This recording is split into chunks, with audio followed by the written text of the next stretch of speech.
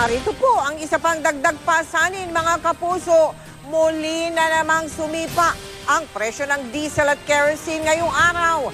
At ayon sa Department of Energy, posible daw pong masundan pa ito dahil mataas ang demand ngayon sa krudo sa pandaigdigang pamilihan. Nakatutok si Julius Segovia. Ang mahigit piso kada litrong diesel price hike noong isang linggo, nasundan na naman kanina. 30 sentimo kada litro ang panibagong dagdag presyo sa diesel ng mga oil company. Wala namang paggalaw sa presyo ng gasolina, pero dahil meron nga sa diesel, umaaray ang mga tsuper. Gipit ang pamasada, mahina ang kita. Sana itaas na rin pamasahe, ganun na lang ang alternatibo natin. Para makasapat yung wala halos kami inuwi sa pamilya namin eh. Ayon sa Department of Energy, sumisirit ang presyo ng krudo sa merkado dahil nananatili raw mataas ang demand sa world crude. Bunsod na rin ang winter season sa Amerika at ang pangamba ng ilang oil traders na baka magkaroon ng supply disruption kasunod ng kaguluhan sa Yemen.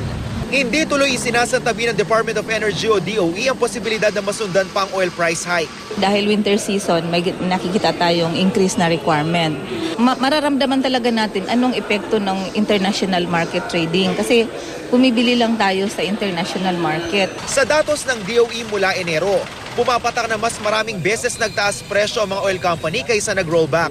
Kaya mas malaki na rin ang nadagdag sa litro ng gasolina na umabot sa mahigit 2 piso. Habang mahigit 4 na piso naman ang itinaas ng diesel. Sa ngayon, halos 46 pesos na ang litro ng diesel, habang mahigit 54 pesos naman ang gasolina depende sa klase. Kaya wala na raw makakapigil sa mga tsuper sa pag-ain ng petisyon bukas sa LTFRB para sa dagdag pasahe. Nagkasundo na ang iba't ibang transport group sa hiling na 2 pisong dagdag sa minimum fare na 8 pesos. At habang dinidinig ang petisyon, nais nilang ipagkaloob ang 50 centavos provisional increase. Dahil deregulated ang industriya, ang tangi lang daw magagawa ng DOE, payuhan ng mga motorista na magtipid sa konsumo ng petrolyo. Pwede raw mag-carpool para may kasalo sa gastusin sa petrolyo. Kung malapit lang ang pupuntahan, mas mabuting maglakad na lang. Samantala, pinag-iisipan na rin ng ahensya kung paano makakatulong sa transport sector. Iisip din ng gobyerno kung talagang tumataas at tataas pa yan, tapos nagkukoros na ito lahat, tinitingnan kung ano yung pwedeng mitigation. So pwede ulit ibalik ang pantawid pasada kung sakali? Pwede siya or pwedeng something else.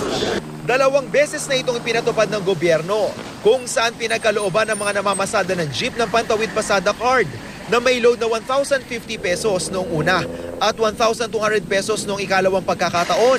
Ang naturang load ay magagamit pambili ng diesel. Julius Segovia, nakatutok 24 oras.